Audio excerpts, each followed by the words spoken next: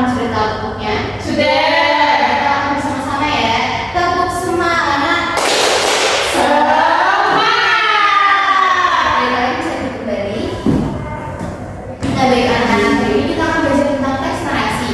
Nah, nanti kita akan menyimak video berpetualang di Samudra Sumber supaya kita dapat mengidentifikasi informasi apa saja yang ada dalam buku tersebut, seperti tokoh, latar, dan lain-lain. Lalu ibu akan membacakan cerita menceritakan cerita. Nah, kalian bisa menyimaknya dan kalian nanti di akhir kegiatan akan menentukan kembali isi cerita tersebut. Nah, sudah siapakah yang belajar? Siap. Baik. Nah, sebelum itu ibu ingin bertanya, pernahkah kalian mendengar sebuah cerita? Pernah. Nah, saat mendengarkan sebuah cerita, bagian apa yang paling kalian perhatikan? Pokoknya. Lalu mengapa sebuah cerita perlu disampaikan secara runtut dari awal hingga akhir? Karena kita menyuruh. Benar sekali. Nah, sebelum kita lanjut ke materi, kalian akan menyimak video berpetualang di Samudra Sumber terlebih dahulu untuk mengidentifikasi informasi apa saja yang ada di dalamnya. Sudah ini anak-anak bisa. Nah, karena kalian sudah menyimak video tadi, jadi video berpetualang di Samudra Sumber tersebut masuk dalam jenis teks narasi, yaitu teks yang mengisahkan sebuah peristiwa atau kejadian berdasarkan urutan waktu atau kronologis. Nah, jenis teks narasi itu ada dua, yang pertama non-fiksi dan fiksi. Non-fiksi itu merupakan kisah nyata yang dialami oleh karakter yang diceritakan, contohnya biografi dan cerita petualangan. Lalu ada teks narasi fiksi, yang artinya teks tersebut berbentuk fantasi yang berasal dari imajinasi pengarang, contohnya novel dan cerpen. Nah, lalu ada struktur teks narasi. Struktur teks narasi itu ada 4. Yang pertama orientasi, yang merupakan bagian pengenalan cerita yang berisi informasi latar, tempat, waktu, pengenalan tokoh, dan suasananya bagaimana. Lalu ada komunikasi. Komunikasi ini berisi masalah atau konflik yang mulai muncul dalam sebuah cerita dan sampai pada puncak konfliknya. Lalu ada resolusi. Resolusi itu adalah solusi atau mencari masalah dari konflik yang ada di dalam komunikasi. Lalu ada kode. Kode itu bagian yang berisi pesan dan amanat yang biasanya ditulis sebagai bentuk cerita. Nah, bersifat opsional dan tidak wajib. Lalu ada unsur-unsur teks narasi. Yang pertama ada tema. Tema merupakan gagasan pokok pikiran dari sebuah cerita. Lalu ada latar. Latar ini berisi mengenai informasi, waktu, tempat, suasana yang menjelaskan di mana, kapan, dan bagaimana peristiwa dalam cerita itu terjadi. Lalu ada tokoh. Tokoh merupakan karakter yang memperagakan cerita atau peristiwa di dalam teks tersebut. Nah, tokoh ini ada tokoh utama dan tokoh pembantu atau sampingan. Tokoh utama itu ada tokoh protagonis dan antagonis. Lalu selanjutnya ada alur. Alur merupakan pola penyampaian sebuah cerita. Nah, biasanya alur bisa maju, mundur, atau berbalik. Dari yang tadi itu sudut pandang atau arah pandang penyampaian cerita yang disampaikan oleh penulis. Ada 3 sudut pandang, yaitu sudut pandang orang pertama yang biasanya menggunakan kata aku atau saya. Lalu ada sudut pandang orang kedua yang menggunakan kata kamu atau engkau.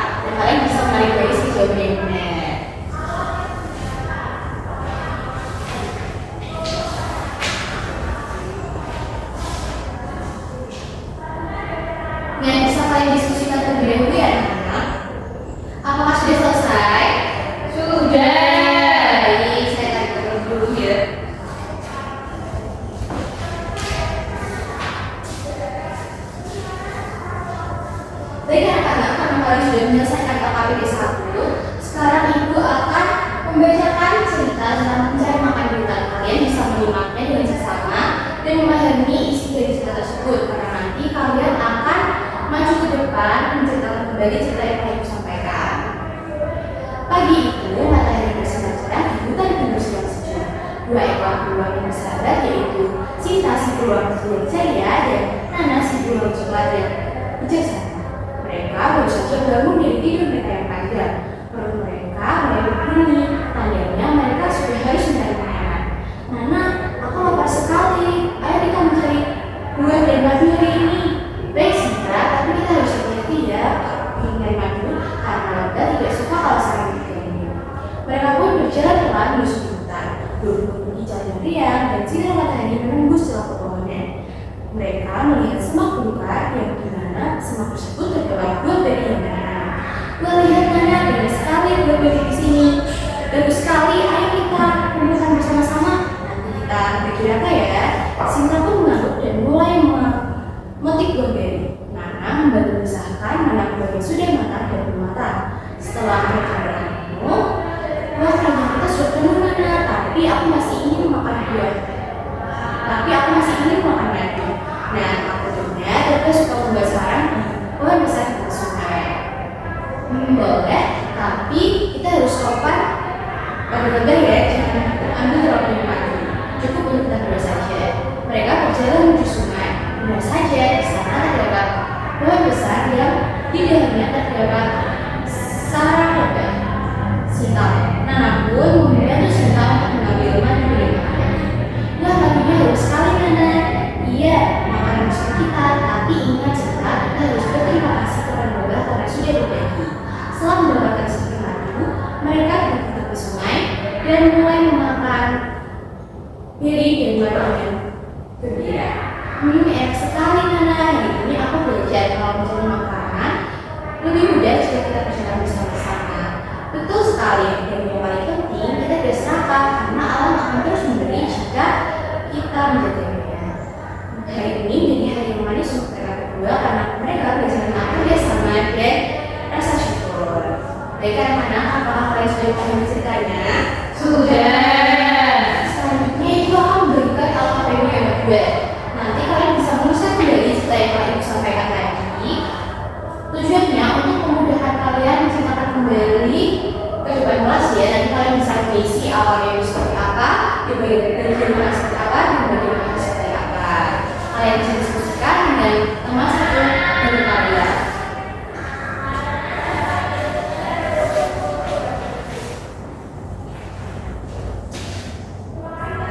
Nah, apakah sudah selesai anak-anak?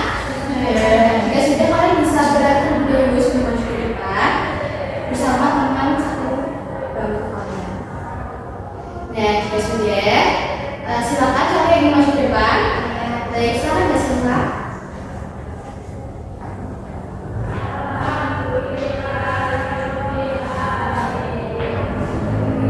Cari makanan di hutan. Pagi itu matahari bersinar cerah di hutan pinus yang sejuk. Dua ekor beruang bersahabat, Sinta si beruang kecil yang ceria dan Nana si beruang coklat yang bijak. Baru saja bangun dari tidur panjang mereka. Perut mereka mulai berbunyi pelan, tanda bahwa sudah waktunya mencari makanan. Nana, aku lapar sekali. Ayo kita cari madu atau buah hari ini. Baik Sinta, tapi kita harus mencari dengan hati-hati. Lebah tidak suka jika sarangnya diganggu. Mereka berjalan menyusuri hutan, menunggu berkicau riang dan sinar matahari menembus celah pepohonan. Di antara semak belukar, mereka menemukan beberapa semak beri yang penuh buah merah ranum. Wah, lihat Nana, banyak sekali buah beri di sini. Bagus sekali, ayo kita kumpulkan bersama-sama. Nanti kita bagi rata ya. Sinta mengangguk dan segera memetik buah beri dengan semangat. Nana membantu memisahkan buah yang matang dan yang belum. Tidak lama kemudian, keranjang kecil mereka sudah penuh dengan buah segar. Keranjang kita sudah penuh Nana, tapi aku masih ingin mencari madu. Aku dengar lebah suka membuat sarang besar di pohon dekat sungai. Boleh, tapi kita harus cepat pada lebah. Jangan ambil terlalu banyak madu, cukup untuk kita berdua saja ya. Mereka berjalan menuju sungai. Benar saja di salah satu pohon besar tampak sarang lebah yang menggantung. Suara dengungan lebah terdengar lembut. Nana mengajarkan Sinta mengambil madu dengan hati-hati agar lebah tidak marah. Wah, madunya harum sekali Nana. Iya, ini makanan kesukaan kita. Tapi ingat Sinta, kita harus berterima kasih pada lebah karena sudah berbagi.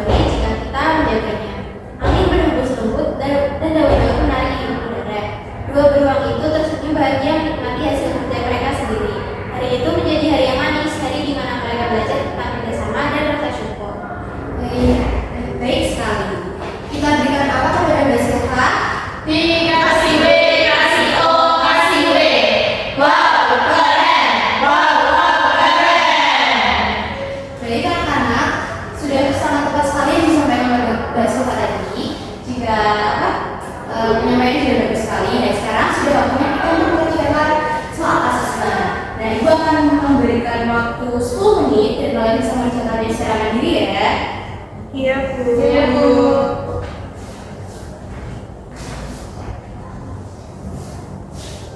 Apakah sudah selesai anak-anak? Dari Bunda, Ibu. Baik, Ibu Ayu dari.